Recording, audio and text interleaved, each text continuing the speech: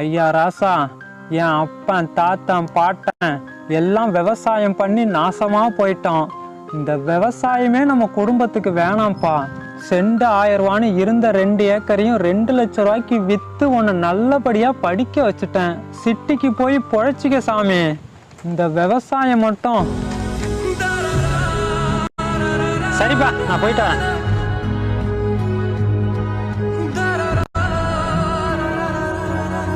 அப்பா, நான் வேலையை விட்டுட்டேன். ஏன்பா, ஏதாவது பிரச்சனையா? அதெல்லாம் ஒண்ணும் இல்லப்பா. சிட்டி வாழ்க்கை வெறுத்து போச்சு. இனிமே நம்ம ஊர்ல தான் இருக்க போறேன். இங்க என்னப்பா பண்ண போற? விவசாயம் தான்.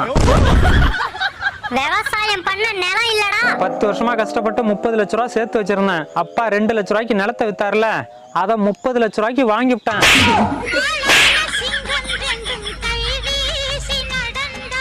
நீங்களே சொல்லுங்க, அப்ப முட்டாளா புள்ள முட்டாளா?